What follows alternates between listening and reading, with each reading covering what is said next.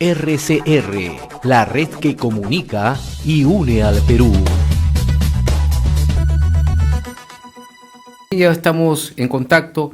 Agradecemos al doctor Martín Belaúnde Moreira, es congresista, analista en temas de política internacional aquí en RCR. Doctor, muchas gracias, muy buenas tardes. Muchas gracias, muy amable de entrevistarme. Aquí me tiene a sus órdenes. Sí, doctor, muchas gracias nuevamente. Queríamos tener su apreciación, usted como conocedor de políticas internacionales también. Recientemente hemos conocido que el Papa ha expresado su deseo que se restaure el diálogo y la concordia en el país, esto a través del encuentro que ha sostenido en el Vaticano con el ministro de Relaciones Exteriores, César Landa. ¿Cómo analizar este mensaje que ha enviado su santidad a nuestro país? Yo creo que el Papa Francisco ha expresado un mensaje de buena voluntad, pero esa buena voluntad debe ser contrastada con los hechos de las partes. Y desgraciadamente los hechos de las partes en lo que se refiere al gobierno no revelan la buena voluntad a la que alude el Santo Padre. Entonces es indispensable que para que exista un diálogo entre el gobierno y la oposición democrática, particularmente del Congreso, el gobierno pues tiene que corregir determinadas situaciones. Y el gobierno, desgraciadamente, a través de ministros e incluso a través de la propia familia íntima del presidente de la República, incluso por ciertas acciones del presidente de la República, estaría incurriendo en delitos de corrupción. Y todo esto ha sido materia de una denuncia constitucional de la fiscal de la Nación. Esa denuncia constitucional ya está en el Congreso. Esa denuncia debe pasar a la subcomisión de acusaciones constitucionales y la subcomisión deberá ver si la califique y la admite.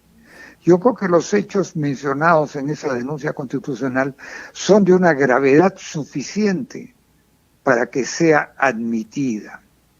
Y si es admitida, debemos hacer un distingo entre el presidente de la República, el señor Pedro Castillo Terrones, y las demás personas involucradas en esa denuncia. Esas demás personas, que incluyen algunos congresistas y algunos exministros, no tienen ninguna protección jurídica especial, más allá de que cualquier denuncia que se haga contra ellos debe canalizarse primero en el Congreso a través de la subcomisión de admisiones de acusaciones constitucionales, luego eso tiene que ser votado en la comisión permanente y finalmente eso tiene que ser votado en el pleno del Congreso, tomando en cuenta que deben ser excluidos para los fines de la votación los miembros de la comisión permanente.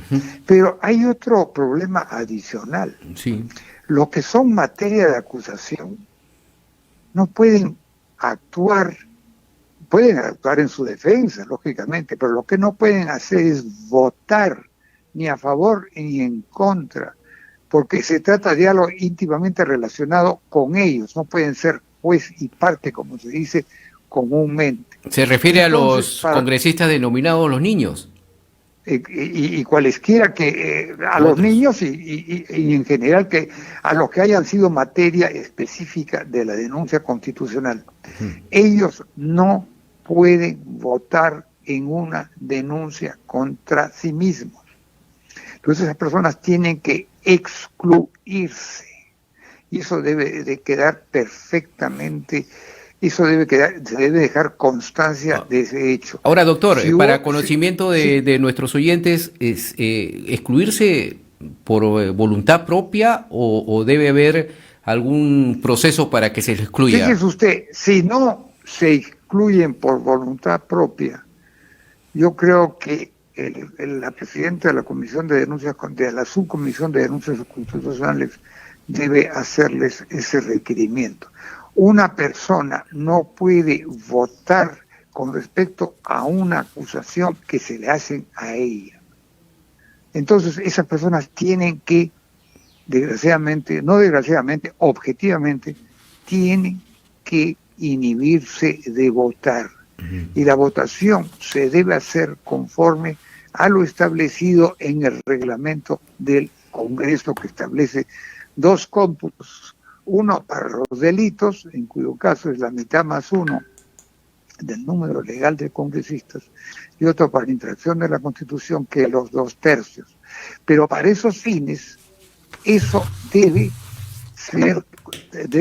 tomarse en cuenta que los miembros de la comisión permanente no pueden votan en la subcomisión y en la comisión permanente, pero no pueden votar en el pleno.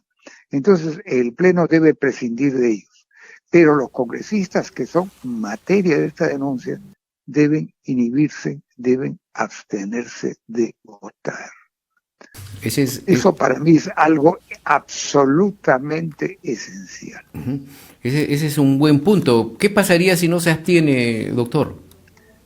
Bueno, esa votación sería pues nula, ¿no?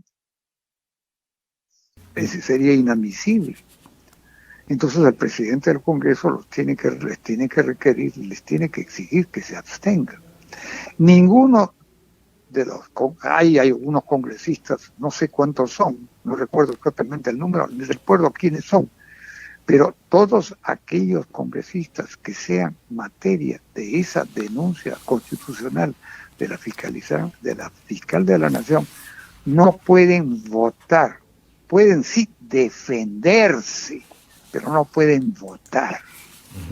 Eso es elemental. Y si se alcanzan las votaciones que señala la Constitución, el reglamento del Congreso, entonces esas personas pueden ser acusadas ante la Corte Suprema, porque es el nivel del Poder Judicial ante el cual se tramitan esas acusaciones, y esa acusación la tiene que formular el fiscal de la Nación. Ahora, con su experiencia, usted como también ex parlamentario, doctor Belaúnde, ¿usted cree que el Congreso pueda dar luz verde a esta presentación de denuncia hecha por la fiscal de la Nación? No lo sé, yo espero que sí, porque contiene hechos suficientemente graves y la única incógnita reside en el presidente de la República. Los exministros, creo que el señor Juan Francisco Silva Villegas, y los otros funcionarios no están protegidos por el artículo 117 de la Constitución. Los congresistas tampoco. Pero los congresistas no pueden votar en el trámite de la denuncia. Si se obtienen los votos necesarios conforme al reglamento del Congreso en cada caso, entonces sí pueden ser acusados por el fiscal de la Nación ante el Poder Judicial, y la instancia en este caso comienza en una de las salas de la Corte Suprema.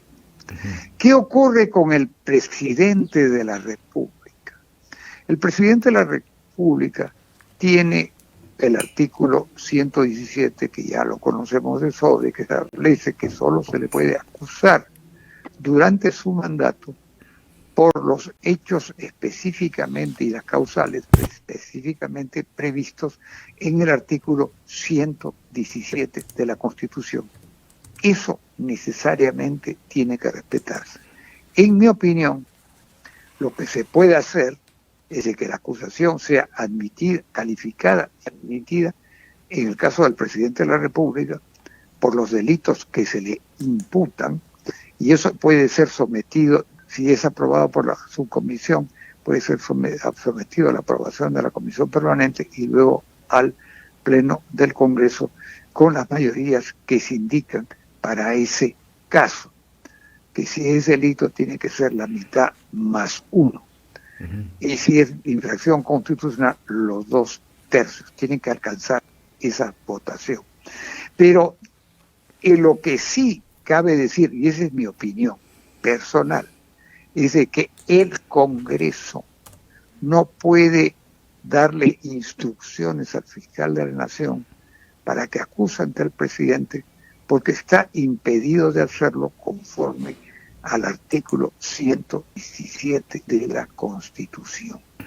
Tenemos esa situación que impide llevar esto hasta sus últimas consecuencias.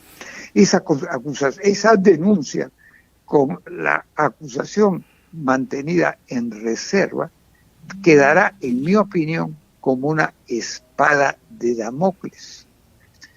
En el momento que el presidente de la República deje de serlo, sea porque ha sido vacado, sea porque hubiera procedido alguno, sea porque hubiera renunciado. Suspendido, ahí no cabe la suspensión, porque la suspensión es automática cuando se le acusa por alguno de los delitos previstos en el artículo 117. Pero hay otro tema que yo me permitiría mencionar, que es un tema que todavía no ha sido probado,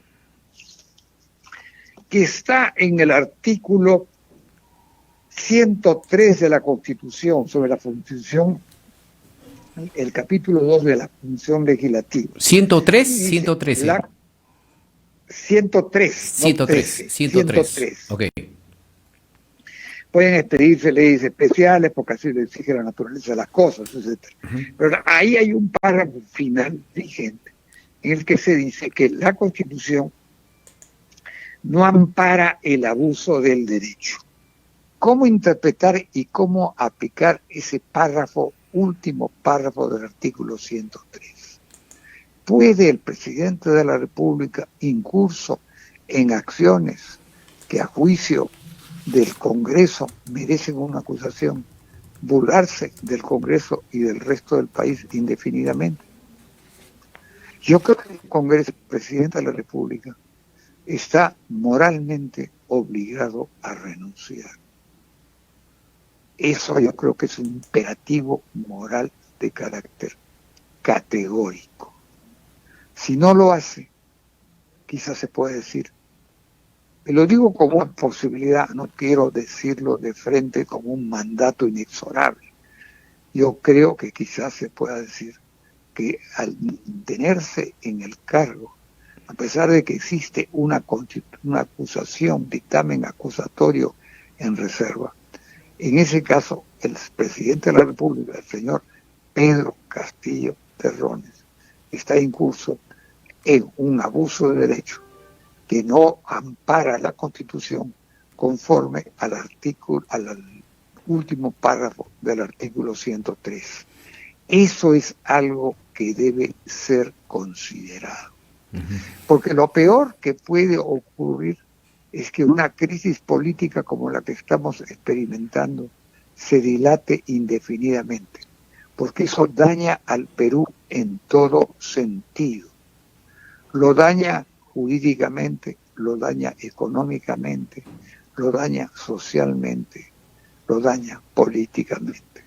Entonces aquella persona que ha sido, por las razones que fueren, pero fue proclamado presidente electo y ejerce la presidencia de la República, tiene una gravísima responsabilidad jurídica, legal, pero también ética y moral.